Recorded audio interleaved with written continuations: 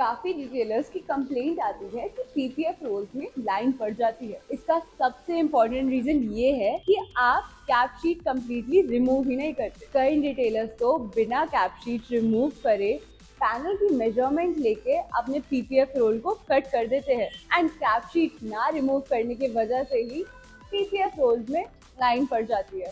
और अब हम आपको दिखाएंगे कि पीपीएफ रोल खोलने का सही तरीका क्या है।